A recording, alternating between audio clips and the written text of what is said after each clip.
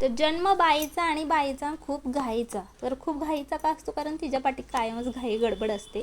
तर प्रत्येक महिलेच्या मागं कसं असतं, संसार म्हटल्यावर बऱ्याच गोष्टी असतात आणि त्याच्यामध्ये गडबड ही आलीच. कारण सकाळचा आपला नाश्ता वगैरे, जेवण खावण, भांडी लादी फरशी सगळं, कपडे वगैरे होईस तोपर्यंत पहा परत आपण संध्याकाळचं तयारीला किंवा असं दळण वगैरे हे कामं तर असतात.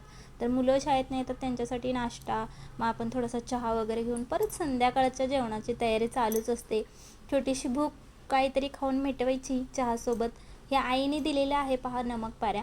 तर काय असतं, आईला लेकराची ओढ किती असते बघा. काही जरी बनवलं तरी ती कुठल्या ना कुठल्या कोण जाणार असेल तर त्याच्यापर्यंत पोस्ट करते. तर हा बनवला होता मी शेवयांचा नाश्ता. उपीट बनवलं होतं शेवयांचं आणि कांद्याची भाजी आणि वांग्याची आमटी. आणि इथे मी बनवली होती बघा कढीपत्त्याची चटणी, जी खूप छान लागते. तुम्हाला जर त्याची रेसिपी हवी असेल मला कमेंट करा, मी नक्की हे करेन.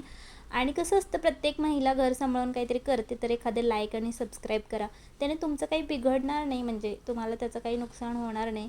पण ज्या पण महिलांना तुम्ही लाईक सबस्क्राईब त्यांना आनंद होईल, त्यांना